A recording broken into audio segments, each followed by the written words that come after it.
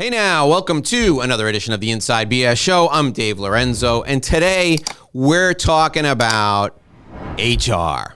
I know. You don't want to talk about HR, but we're going to make it fun. We're going to make it exciting. And if you're an entrepreneur and you're growing, you really need this conversation. I've got just the guy for you today. Sam Tanios is the CEO of Human Elements Consulting. He's going to help us understand the breadth of HR services. It's not just payroll, and I don't want you to think it's just payroll. So I want you to sit back and relax. I've got all the questions right here. We're going to grill him. He's going to give us the answers we need to make sure we don't make mistakes with the people who are keeping us in business, with the people who are making our business run. Don't lose sight of that. This is the most important asset we have in our business. It's our people. They deserve a great place to work. Sam's going to help us with that. Please join me in welcoming Sam to the Inside BS Show. Thanks for joining us, Sam. I'm so happy to have you here. I got a million HR questions for you. Welcome to the show. Thank you, Dave. I appreciate it. All right. So first of all, let's start off. Let me tell you a story. So years ago, I'm sitting on a plane and with a guy. I worked for Marriott at the time, and we were flying to DC from my office in New York, and my buddy happened to be the head of HR for our brand. So I'm on the aisle, my buddy's in the window, and there's a guy in the middle in between us. So the guy in the middle in between us looks over at me. He goes, "What do you do?" And I said, I work for Marriott, blah, blah, blah. I do this, I do that. I said, and this is my buddy Joe, and he works for Marriott too. And the guy looks over at him, and he goes, "Oh, Joe, what do you do for Marriott?" And Joe says, "Oh, I'm in HR." And the guy goes, "Ugh, I hate you guys." Because a lot of people, and Sam, this is no knock on HR, a lot of people perceive HR as the people who tell them what they can't do, right? But what you're here to do is you're here to make sure we're doing everything we can to take care of our people. So tell us your story, tell us how you got into this, and tell us exactly why you do what you do. So, how I got into this was really kind of completely by accident. I kind of started out getting out of college and trying to find the first thing that I could, which was, in the benefits space. I was a benefits analyst for a little while, and as I continued through, my early 20s trying to figure life out and go to graduate school and that kind of thing, I always touched on roles that had to do with people, whether it was training and development, whether it was recruiting, whether it was running an HR department, whether it was just managing, just the day-to-day benefit questions and things of that nature, payroll, whatever it was just those kinds of roles that sort of accumulated. And eventually, I wind up in management consulting, and after a stint with a PEO. And I kind of, at the end of 2008, early 2009, I had kind of been given the pink slip, so to speak, out of my last role in management consulting. And my intention really was to kind of go back to my roots, which was working with small businesses. And what I had always found was, and I worked with a lot of very, very large organizations, with Fortune 500, Fortune 100 organizations, specifically around their talent management. And some of the things that they did were just absolutely fascinating. I mean, just the whole concept of what they did was amazing to me. And I thought, a lot of these small businesses could actually benefit from this. And my opportunity came to put my money where my mouth was, and I decided to do it. And what I've discovered during that period of time is the evolution of HR within a business. Typically starts off with either a founder or a couple of founders get together. They start a business. They hire their first employee. They realize now, we got to pay them. Mm-hmm. So they hire a payroll service. And as they keep accumulating employees, the person that runs payroll, whether that's their primary job, their secondary job, or their fourth or fifth job within the organization, they become the de facto HR person. And that's really kind of the beginnings of building the bomb, as I always like to describe it, as you are building a bomb within your organization, and you're just waiting for it to go off. I think now, pandemic-wise, we've been kind of alerted to the fact and had a lot of light shed on the importance of employees within an organization. But I think it's a little bit too little, too late in terms of really understanding what that means for an organization and how it can benefit them. So really, my organization was designed to help organizations take advantage of that asset. Because it is unique and it's the only asset that they have that can't be replicated by a competitor, and it's a big part of your organization. And one of the things we always say is you can differentiate yourself. You can make the same widget as the guy next door, the girl next door, but you can be a different widget just by the people that you employ.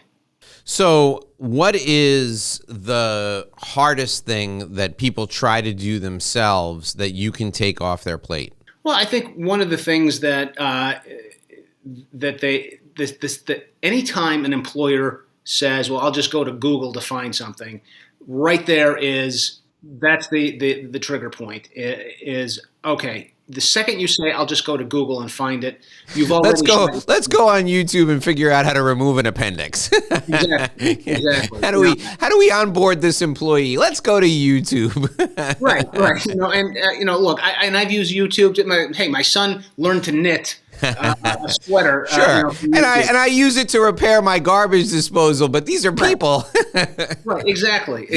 So, there's so many nuances to it. And if you don't know what you're doing, you're really playing with dynamite, and it can backfire on you tremendously. You can back yourself into a corner without realizing it. There are so many things and so many moving parts. The second that you run into an issue and you go to Google, right there on the spot, that is it. You need HR help.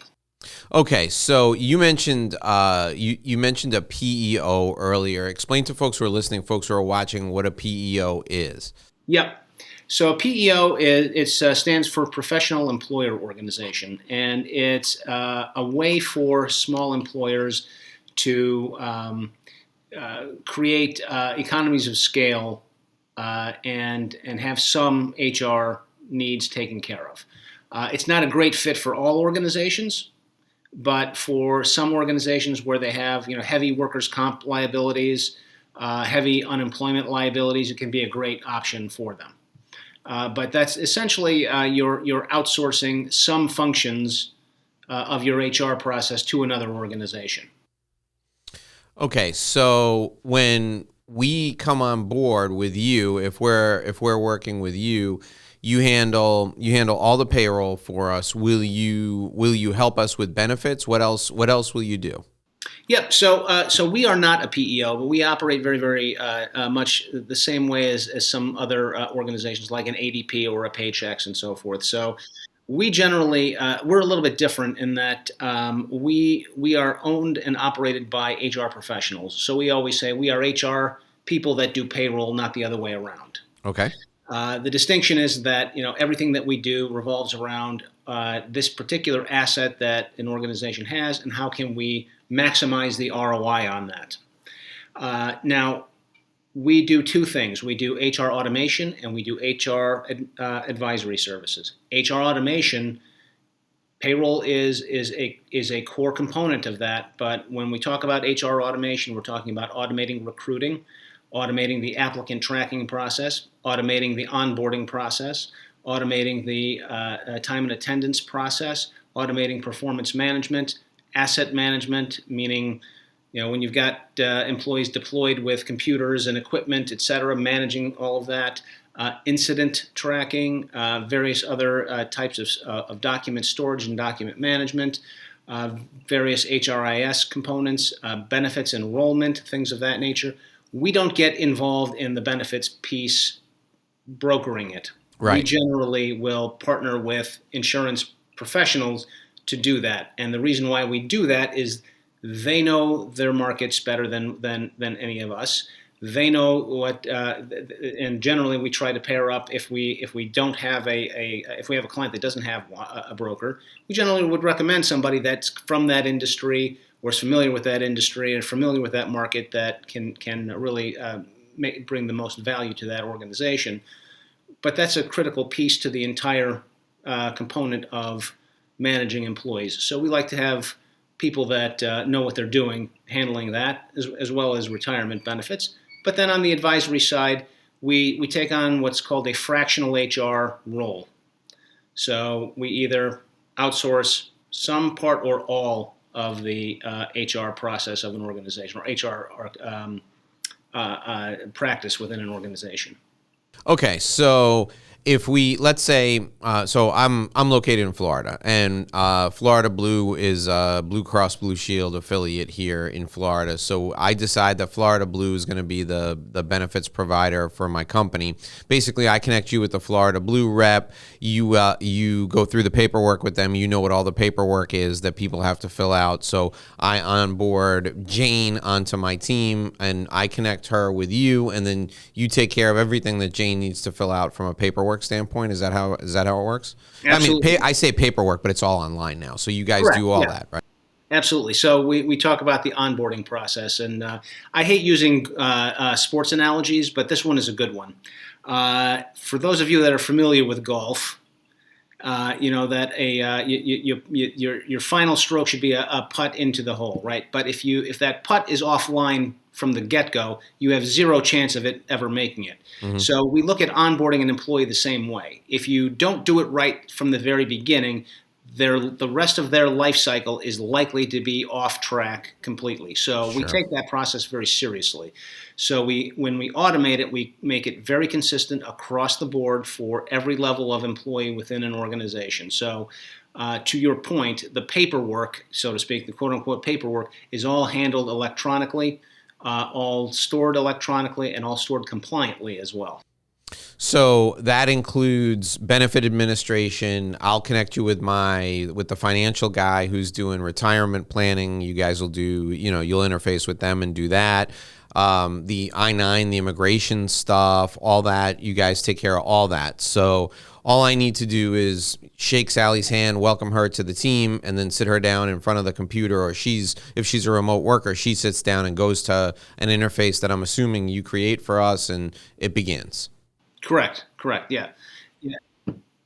Every client is a little bit different, so every client experience for their employees will be a little bit different, but we absolutely keep them very compliant and very consistent across the board. Okay, that's great. So basically, you take the admin stuff, the stuff that all business owners can't stand doing and don't do well, you take that off of their plate for them. Correct. All right, wonderful. I like that. I like that a lot. Now, tell me about the genesis of putting the different elements together. Did you start out doing one element of this and then you added other stuff on as you went, or were you always like the complete administrative package from the beginning? That's a great question. To be honest, we started off trying to be HR consultants. We wanted to take on projects for clients. We wanted to run HR departments for them. But what we found was, again, back to the evolution of of the HR department within a lot of organizations, we found that the payroll piece was the one concept that every small business owner and every mid-sized business owner could wrap their heads around and understood that as payroll. As HR was the payroll. So we decided then very early on that we are going to be a payroll service bureau, because that's where we're going to really capture all of our clients where they are. And so that was an element that we felt was critical for us, because again, payroll also happens to be the entry point for all data that comes in on an employee, and whether it comes in from time and attendance or benefits or wherever it comes from. And to be able to manage that process with a client makes our job significantly more strategic and more effective, because we have captured all of that information and are able to really use it to the benefit of the client. And there's a huge pain in switching. It's incredibly onerous for somebody to move away from you guys. It would be, I like the hair on the back of my neck is standing up just thinking about it, because it's just the data entry and everything, all the reporting and all that stuff. If you wanted to do that in the middle of the year, you would be better off taking off your shoes and walking across a living room full of Legos and mousetraps, because it is just awful to try and do that like mid-year. The only time sane people would switch would be the end of the year, and they're too busy doing other stuff. So it's, if you get them as a client, there's a pretty good chance you're going to retain them for a long time, I would bet. We do, and I'll be very frank with you. If we're not doing our job right, I will help that client move to another provider. But no Legos and mousetraps. No Legos and mousetraps. I can't say that about my competitors. We've had more challenges trying to onboard clients from our competitors than perhaps we deserve. But certainly, to your point, yeah, it can be somewhat treacherous to try and do it at the end of the year. But we've been able to overcome that. So, as a matter of fact. Well, I mean, talk about how you bring. So somebody wants to come to you, right? So here's the challenge, and this is why I think you're providing a great service for people. If someone goes with the garden variety payroll company, right? You're a number to that company. And I'm assuming that you guys are still providing some HR consulting, right? You didn't forget about that. You still know how to do that, don't you? Oh, absolutely. Yeah. So the garden variety payroll company, they don't want to answer any questions. They don't want to talk to you. They don't want to do anything. They just want you to input your stuff, get your information out, and go on your merry way. And if you have 10 employees, they don't ever want to hear from you. Right? But I would imagine that person is going to be a valuable client to you, and you're going to want to do more for them than just payroll. So that's the reason to go to you versus, I'm not going to name names, but they have 3 letters in their name. They're terrible. There are other companies that are out there that rhyme with the name of a cereal. They're terrible too. So, it makes a lot of sense. Sam, talk about the consulting services that you provide. So I'm a business owner, right? And somebody tells me that they're going to file an EEOC complaint. Is that something that I could talk to you about? Absolutely. And again, one of the things that we try to do with our clients is we don't want to talk to you just when that happens. We want to have conversations to prevent those kinds of conversations from actually happening. It's certainly, when they go to the EEOC and they filed the complaint, it's a little bit like trying to shut the barn doors after the horses have left. Right. It's very difficult to try and keep things under wraps and controllable once they've gone to the EEOC. The things that you have control over are from the very, very beginning within your organization and how your organization operates. If you are trying to scramble last minute to try and prevent someone from filing an EEO claim, or trying to gather information, or trying to pull together documents and things of that nature, you have really screwed the pooch, if you will, in terms of your HR. That is not really the intention of what our services are designed to do. Our services are designed to administratively and operationally keep you at a consistent and a compliant level. The other aspects to what we do are designed to help you grow your organization and actually change the paradigm of what HR is in a business owner's mind. So business owner looking at HR is not looking at this as, this is not a revenue generating part of my business. We're changing that. People are the asset, the greatest asset that you have, and you can generate revenue from that if you do it right. And it takes a lot of legwork up front. You have to be willing to put all the pieces together. You didn't start your business just by throwing it out there. You had to build you had to build a product. You had to build it consistently. You had to go out and get your funding and financing and all of that.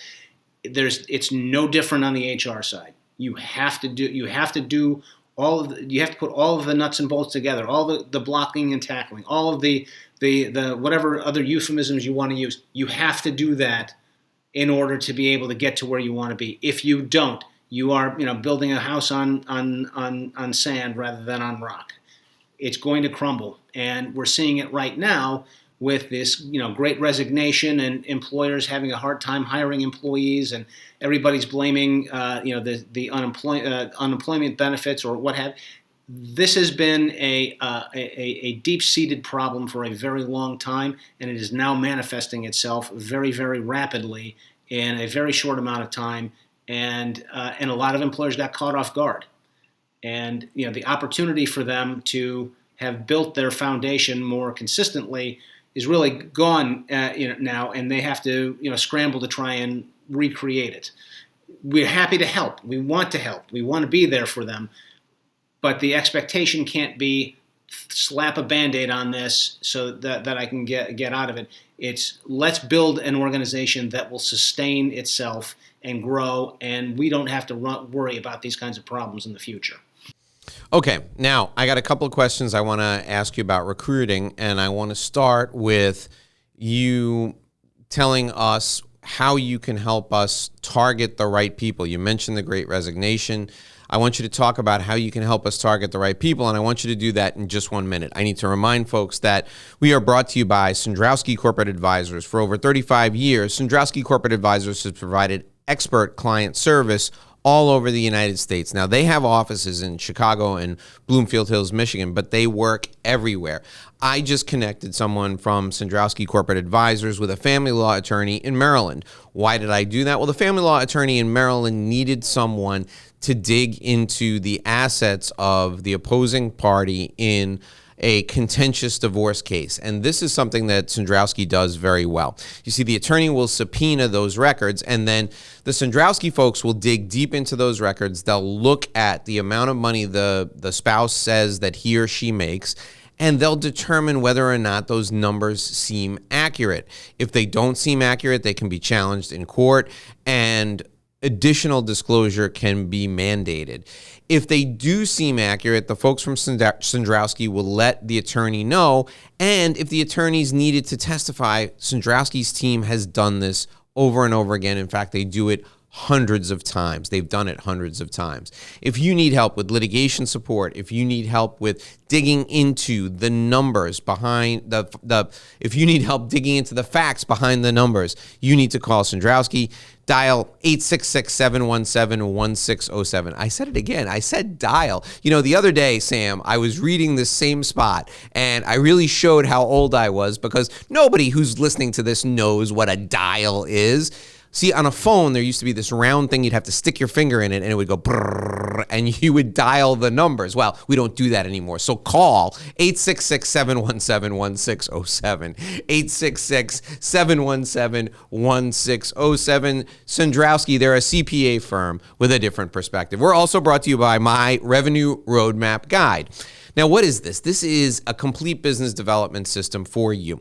Just like Sam's company provides an HR system for you, I've got a business development system, and here's what I want you to do. I want you to go to revenueroadmapguide.com, enter your contact info, and you can download the same guide that I give to my clients when I start working with them. You can take it, you can customize it. So if you're an employee, I got employees on the mind now. If you are a CPA, if you're an attorney, if you're an engineer, if you're a consultant, this guide is for you because it will help you use relationship-based strategies to develop business. Now, I know if you're an attorney, you want to work at your firm forever, but just in case, you can build a book of business that's portable, and that can be a bargaining chip for when you go from one firm to the next. My Revenue Roadmap Guide is my gift to you to thank you for joining me here today on the show. Go to revenueroadmapguide.com, enter your contact info, download your guide for free today. Okay, Sam, tell us about recruiting. How can you help us there?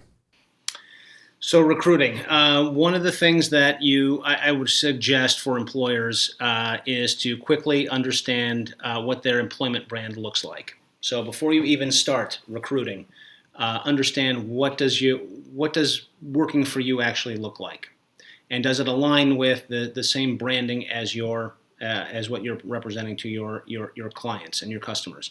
Understand what people are saying about you as an employer out on Glassdoor or wherever that might be, and be prepared to address it. People might ask, and they will likely ask, why should I come work for you when so and so says so many, when you have so many, bad reviews on Glassdoor or what have you. Get out in front of it, explain it, understand it, embrace it. Tell them what you're planning on doing to change that, and definitely change that. As far as recruiting goes, there's plenty of ads to get out there. Understand this: people have. The recruiting process for the candidates is a grueling and brutal thing. You have to respect that, because they have. If you get an application from somebody that's thoughtful and well written, understand that they spent probably hours putting it together and sending it out to you. To dismiss it overnight, or to just at first glance, or to not be prepared for your interview with them, is they will notice that. Understand that you have to treat these employees now almost like customers. If you want to get this customer, what do you have to do in order to prepare for them? You spend a lot of time preparing to meet a customer for a sale. You got to spend the same amount of time and quality time in preparing to find employees. Finding candidates is not a difficult process. Finding qualified candidates is really the trick. The best way to find those candidates is your own employees, an employee base. If you're not using them as a way of being able to connect with potential candidates, you're missing out. It's a great way of being able to get people that already know how great you are to work for, assuming that you are great to work for, and those will be your best advocates. After that, you've got to really look at it as lead generation. Make it a priority. Always be recruiting is my motto on this. No matter where you go, you're always recruiting for a candidate, for an employee. Always, whether you need somebody or not, you're always recruiting. I think that's great advice. I think everything you said there makes perfect sense. And I think too many business owners, especially people who are entrepreneurial in nature, don't view the employee side with the same weight as they view the client side. But they really should. You should. So your business brand, your client-facing business brand is critical. And people take a lot of time. They give that a lot of thought, but they don't give a lot of time and a lot of thought to their employment brand. So the strategies you said are fantastic. How about asking your happy employees to go on Glassdoor and write a review for you? Tell your happy employees that there's an incentive. You'll give them an extra day off with pay, or you will connect them with some sort of added benefit for every referral they give you that's hired. Those types of things, just like you would have a referral stimulation program among your clients, you should have the same thing among your employees. I think that's fantastic. I think that's great advice. I really like that, because that's how you get the best people to come to work for you. All right, now let's talk about training and development. What do you do to help people with training and development? You guys, I would imagine you have a system that will catalog training. So if somebody has, continuing education requirements, you guys probably have a system that will keep track of that, right? Absolutely. Again, continuing education, you're continuously investing in your asset. So, again, you're always upgrading. You're always buying upgrades for software, upgrades in equipment. You always have to be upgrading your employees, and they want to learn those skills. So give them the opportunity to be able to do that. We can track them. We can track certifications as well. So if you've got certifications that need continuing education, things like that, there are always reminders that can be built into all of that. It's great to add into your inventory as well. We can catalog an inventory of skills and certifications and things of that nature that are within your organization, which is great. It really makes your ability to be able to find internal candidates for roles or opportunities for individuals that have met certain certification requirements to be possible upgrades into your higher ranks.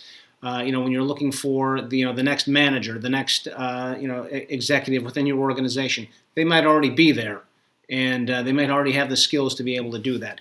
They may just need some development and coaching and training and various other initiatives to be able to continue to enhance somebody's skills is always money well spent, especially when they are loyal individuals. And employees are demanding that now. That they're in it to win it for you if you're in it to win it for them. And so you've got to really reciprocate. It's not just about how much you're paying them. It's not just about how much time off you're giving them or the benefits that you're giving them. It's the flexibility. Flexibility is now the number one benefit that employees are looking for is flexibility and development. So if you can show them both that, or both of those, then you've come a real long way to being able to retain and recruit some great talent.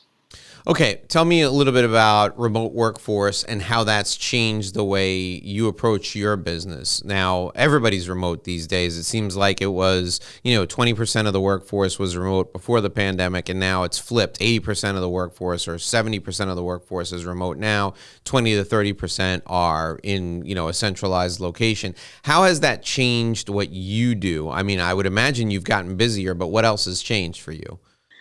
So our smaller clients have become more complicated. When you're talking about remote workforce, we're not just talking about people that are now just working from home. We're also now talking about employers that have essentially overnight increased their talent pool by a factor of 10,000 because now they can hire anywhere in the country. We've had clients that have been pretty local, about 5-6 employees locally here in the Chicagoland area. They all went remote, and they had an expansion where they needed to add on about 3 or 4 people. Not one of them was local to Chicago. So, as a matter of fact, all of them were in different jurisdictions. So now we're talking about payrolling in different jurisdictions. So you've got different taxing authorities, you've got different legal authorities, you've got all sorts of other things that have now happened within an organization that has made them 10 times more complicated than what they were before, because now they're in multiple jurisdictions.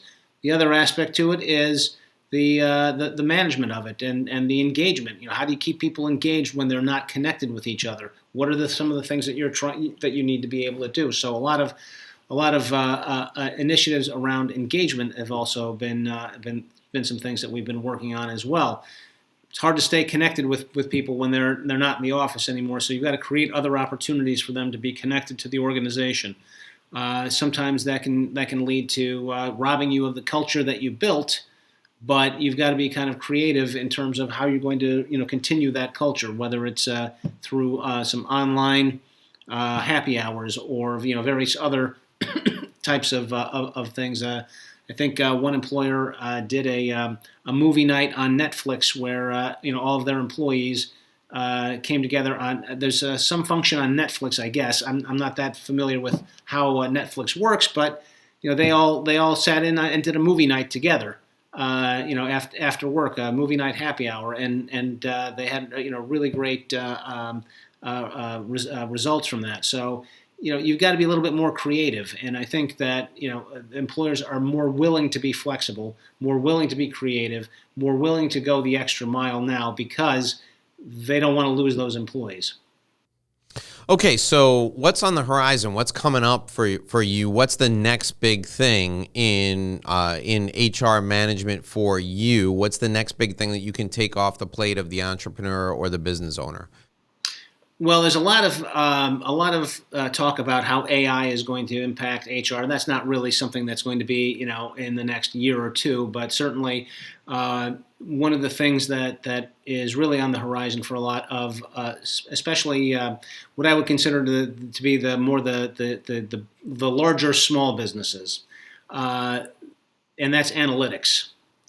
A lot of larger businesses, excuse me, are using analytics in ways to be able to really understand how their business actually works by combining their financial data with their HR data and really coming up with some incredible benchmarks, be able to measure productivity, success, and various other measures that really have impacted their organizations positively.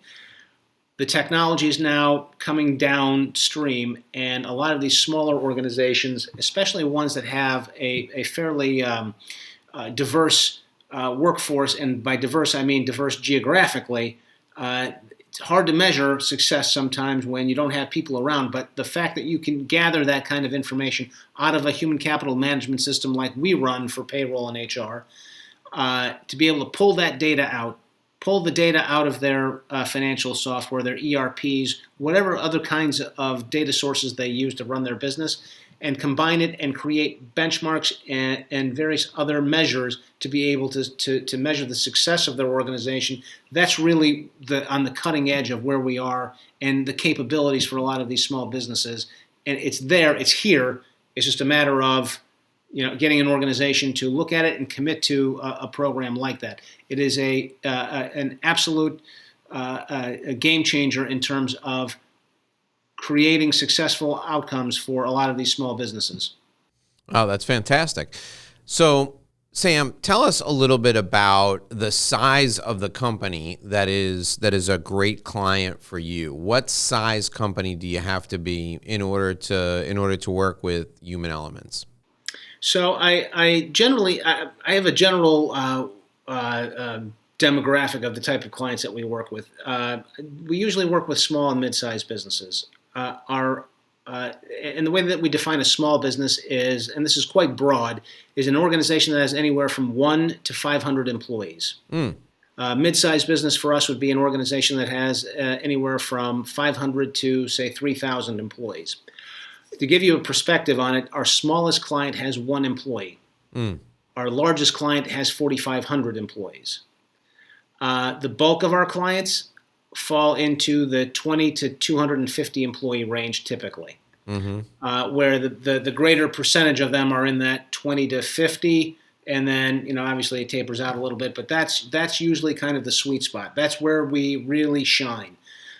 Smaller clients, certainly, again, we're always happy to work with them. Like I said, our smallest client is 1 employee, but it's got to be the right fit for them. And then, larger, obviously, we can work with them, but sometimes they have some unique needs that we can't fulfill because we're not an enterprise solution. But we absolutely love to work with that 20 to 250 employee range is just right in our wheelhouse. Okay, and then when they work with you, are there different services they can opt in for, or is it all the services you just have to pay per employee or per how does it work? What's the investment structure? You don't have to give us specific investment terms. Obviously, every company is going to be different, but how does your offering work? Is it tiered or is it per person? So it's on a per employee per month basis. Okay. But that includes an awful lot. So we're not just providing a payroll solution at that price point. So if it's just basic payroll, we don't offer really a basic payroll. Our basic payroll includes electronic onboarding. It includes the HRIS system. It includes accrual management, time off request, employee self-service, a whole host of things. For that at that price point, that still makes us extremely competitive with our kind of mid-tier players.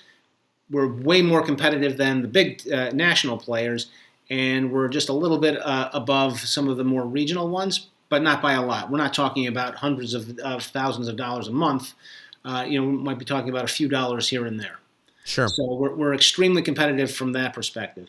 When we start adding in things like time and attendance and other types of products and services that are more advanced, that's kind of where we start to add on a few other items. But that's all done on a per employee per month basis. On the HR advisory side, we have a program that we call HR outsourcing, and that's generally done on a monthly retainer basis, and it's just based on the number of hours and the number of resources that a client needs. So if they just need one person for 10 hours a month, or they need a team of people for a 40 to 50 an hour per month project for a 6-month period, we can do that as well. Is there any industry or industries that are particularly that your service is particularly resonant with? Is there anybody who you say this is the perfect fit for people who have a large sales force, or what industries are there out there that work really well with your service? Sure. So we have we work really well with construction. We work really well with agriculture and with manufacturing, warehousing. One unique thing about our organization is that the bulk of our team is bilingual Spanish. Oh, great. So we really work very, very well within the Spanish community, Spanish-speaking community, as well as within the communities or industries that tend to have Spanish-speaking employees predominantly. That being said, we also do very, very well with professional services. We have a lot of law firms, accounting firms, IT firms that do work with us. A lot of professional service, management consulting firms as well. A few engineering firms. So we do a lot in the professional services. And we have a really good solution for the cannabis industry as well. Oh, nice. So those are probably a few areas that we really kind of do very, very well in. So typically in the professional service space, there'd be like an office manager on site, and they would go through and make a deal with the benefits company, and then connect the benefits company with you. They'd go through, they would make a deal with a financial advisor or the retirement planning company, and they would connect the retirement planning company with you. And then when employees come in, they would, if they get coached up by you, you coach them up on the interview guidelines and stuff like that, and the office manager would set the hiring people up with the interviews and that sort of thing. And then once the person's onboarded, that the office manager then just turns them over to your interface, and they enter all their information in there, and they're off to the races.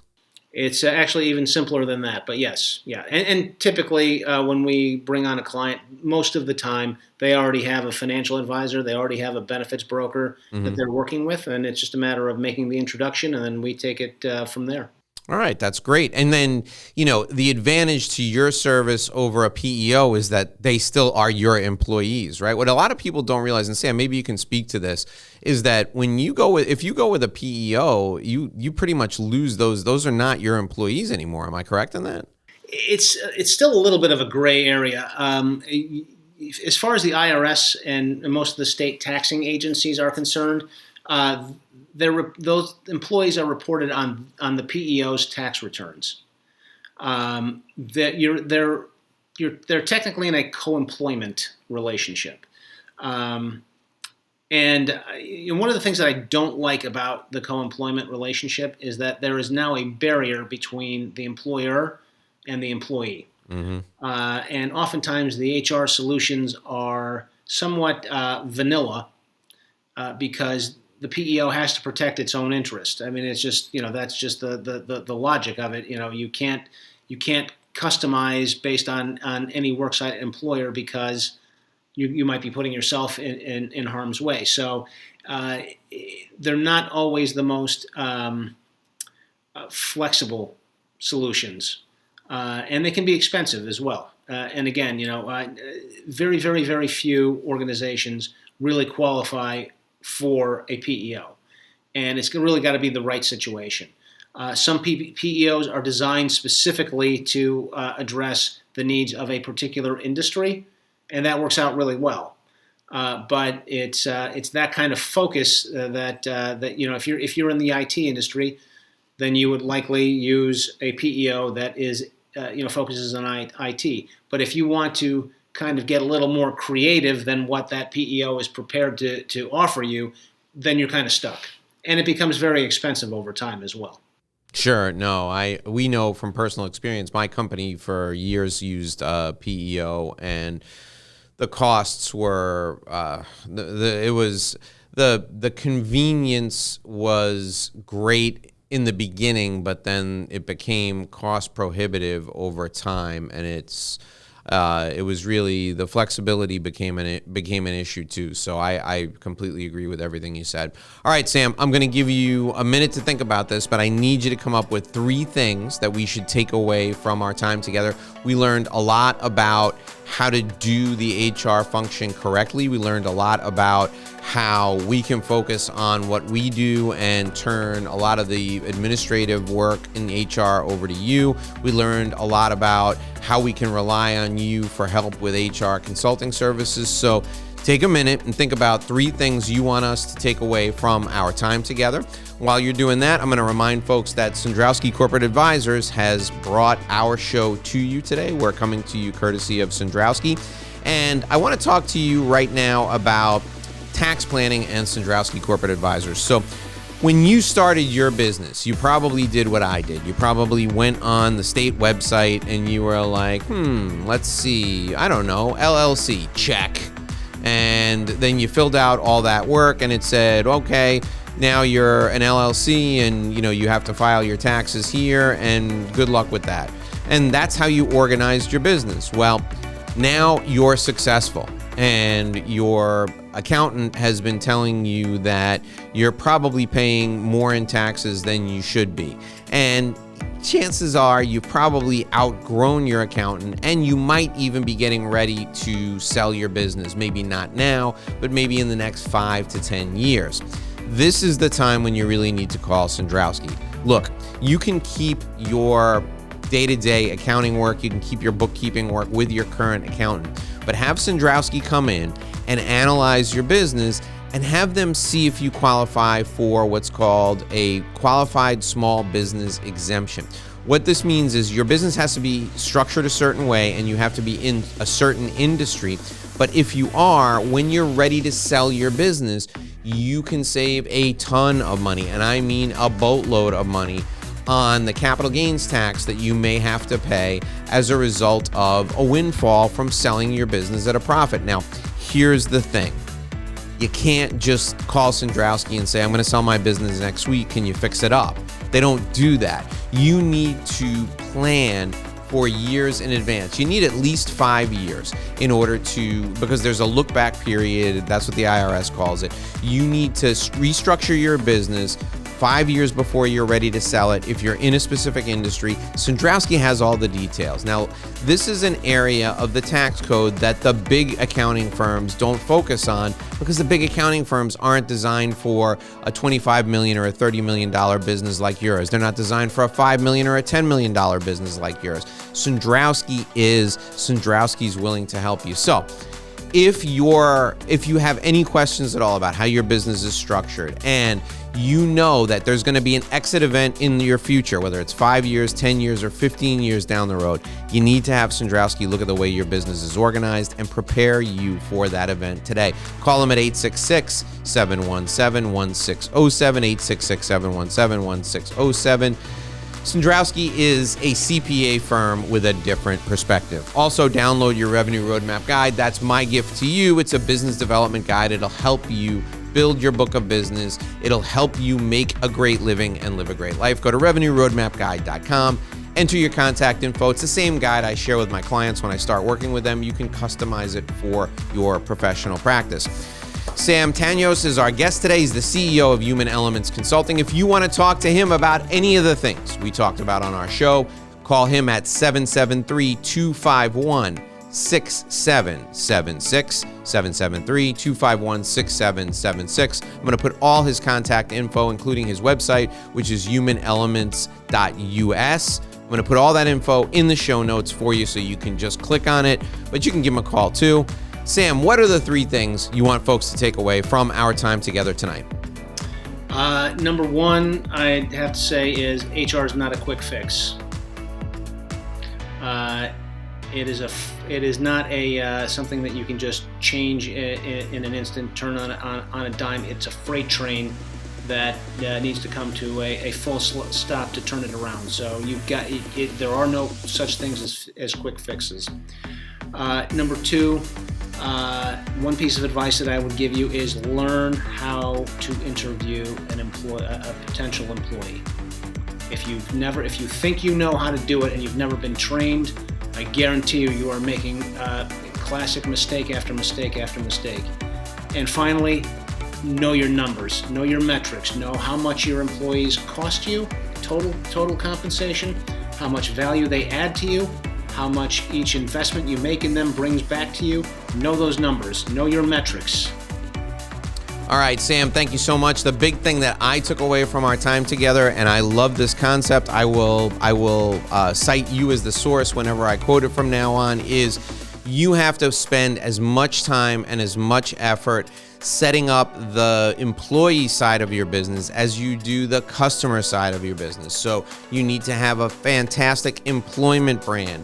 You need to have an employment marketing system essentially to go out and attract candidates to you, and you should always be attracting candidates to you. And then you have to have some sort of almost a sales process to convince those people that your place is the right place for them to come to work. And then you got to give them a good experience to get them on board, and that's where Sam comes in. That's where Human Elements Consulting comes in. Sam, it was great to have you here. I really enjoyed our conversation. Thanks for joining us today. Thank you, Dave. Appreciate it. All right, folks, that'll do it for this episode of the Inside BS Show. We'll be right back here again tomorrow with another great interview for you. I hope you enjoyed our time with Sam as much as I did. Until tomorrow, here's hoping you make a great living and live a great life.